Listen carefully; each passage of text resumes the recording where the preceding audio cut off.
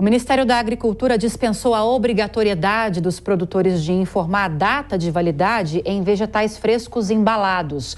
E para conversar sobre esse tema e nos explicar melhor sobre essa decisão, a gente recebe aqui no JP Domingo Alexandre Rico, que é advogado especialista em direito do consumidor. Doutor Alexandre, bem-vindo, boa tarde. Boa tarde, Lívia. Muito grato pelo convite. Uma honra estar aqui contigo. Qual que foi o objetivo do governo com essa mudança, que parece que está em vigor desde o dia 22 de julho, né, doutor? Exatamente, né? Já era um anseio dos fornecedores de produtos e serviços que tratavam com produtos hortifruti uma alteração no conceito legislativo nesse sentido, porque nós somos um país em que existe um grande desperdício de produtos hortifruti, por força da questão que envolve o quê? A data de validade. Com a defesa do consumidor, que regulamenta as relações de consumo, ele prevê informações para os consumidores relativos à data de validade dos produtos. Mas estes produtos hortifrutis têm características próprias, né? A forma de serem acondicionados, guardados, enfim, isso interfere muito nessa questão da validade. Alguns produtos estão bons para uso, mas uma medida em que indica um prazo de validade, muitas vezes faz com que o fornecedor de produtos e serviços não possa vendê-lo, doá-lo, colocá-lo à disposição das pessoas. Então, essa alteração é uma alteração bem positiva neste conceito. Importante a alteração que vai permitir diminuir, pelo menos, se não acabar com o desperdício de alimentos. Eu imagino, né, doutor, que essa mudança vai gerar um impacto positivo em toda a cadeia de produção e também de comércio, né? Exatamente, o impacto é bem positivo, na medida em que muitos desses produtos eles eram jogados fora, eles precisavam ser destruídos. Então, o fornecedor de produto e serviço, ele poderia ainda vender aquele produto por um pouco mais de tempo, né? Porque são produtos que muitas vezes estão bons, estão dentro de uma validade natural, mas por força da indicação da validade documental, por assim dizer, eles não poderiam então comercializar. De outro lado, também a doação, né? Doação para pessoas carentes, ambientes aí que têm a necessidade alimentar, também não podia acontecer por força da validade. Até porque a doação, ela é um fornecimento sem precificação, e o Código de Defesa do Consumidor impedia um cenário dessa natureza. Então, esta medida, ela vai sim otimizar bastante a questão que envolve o uso desses produtos. E ao que parece, doutor, a própria Anvisa, há alguns anos, já havia orientado que essa medida fosse colocada em vigor, e não só em relação a esses produtos vegetais frescos, né? Exatamente. Então, essa medida agora, ela vem a corroborar uma medida anterior da Anvisa, que, se nós formos analisar, é o órgão que tem uma legitimidade, uma competência específica para tratar do tema. E agora nós temos isso de uma forma mais apropriada para fornecedores de produto e serviço. Então, há uma segurança positiva neste conceito.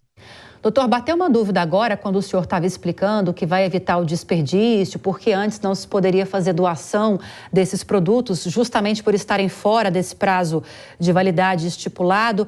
Mas acontece muito, né? Hoje em dia, por exemplo, restaurantes, quando a comida é preparada, não existe um prazo de validade, né? Que está lá especificado nos alimentos que estão lá disponíveis para quem vai até esse restaurante. E a lei, não sei o que diz a lei a respeito dessas doações. Eu sei que hoje essas doações, ao fim do expediente, quando resta, né, sobra todo aquele alimento, ele não pode ser doado para a população também pela mesma justificativa que o senhor trouxe. Exatamente, né? O que nós temos aqui é uma situação um pouquinho diferente, né? Quando nós falamos dos produtos hortifruti, aquelas hortaliças, as frutas, verduras, legumes, né? Esses produtos, por natureza, eles têm uma forma de validade, vamos chamar assim, uma dinâmica de validade um pouquinho diferente. Tudo depende muito da forma como ele é acondicionado, a forma como ele é exposto aos consumidores, né? Então, existe uma dinâmica no tempo um pouco diferente em relação àqueles produtos que já são manuseados, os produtos que recebem ali algum tipo de interação humana e de preparo, né?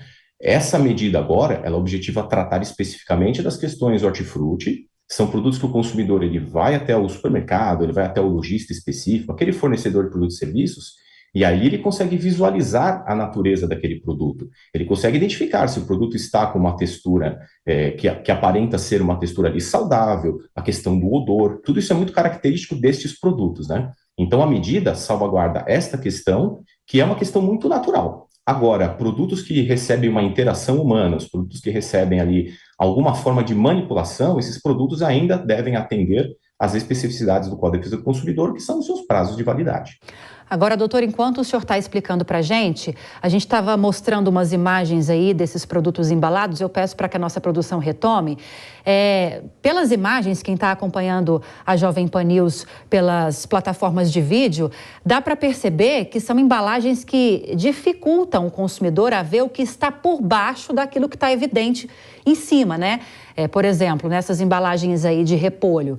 É possível, não estou dizendo que isso acontece, mas é possível que o comerciante coloque o que está com um aspecto melhor por cima e embaixo coloque aquilo que não está muito bom. O morango é um ótimo exemplo, né? Eu mesma já fui, vou usar um termo muito usado nas redes sociais, trollada várias vezes, porque você compra, né, aquela caixinha de morangos tão lindos por cima e por baixo, muitas vezes apodrecidos. Nesse sentido, essa mudança na legislação não pode ser encarada como um retrocesso? Olha, a bem da verdade, aqui nós temos que entender um cenário na seguinte forma.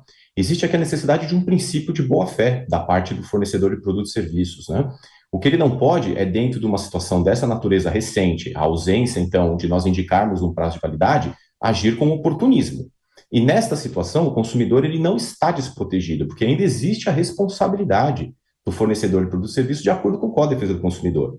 Todo consumidor que pegar um produto, identificar que na parte de cima de uma bandeja, por exemplo, os produtos estão ali perfeitos, né? Estão ali, enfim, impecáveis. Mas os de baixo são produtos que já passaram de uma validade natural, já estão ali apodrecendo ou com um odor que seja ali um odor negativo. Esse consumidor ele pode sim reclamar com o lojista e, no caso de ser identificada ali uma irregularidade ou um ato negativo por parte do fornecedor de produtos e serviços, se salvaguardar do PROCON, ações judiciais, reparatórias, enfim.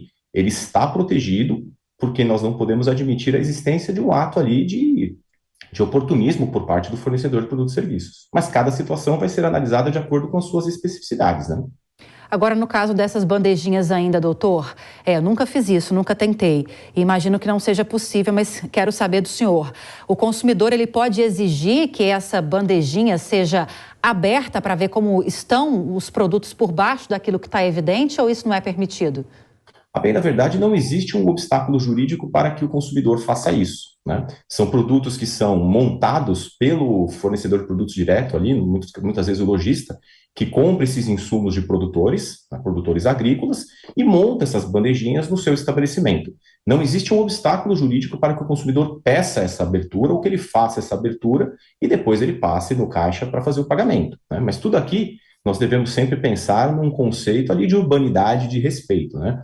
De um lado, nós não podemos ter o fornecedor de produtos e serviços agindo como oportunismo, de outro também, nós não podemos permitir que os consumidores promovam, de repente, ações que possam vir a causar ali algum desconforto no dia a dia das relações comerciais. Então, tudo deve ser sopesado dentro de uma linha de bom senso, uma linha de respeito recíproco.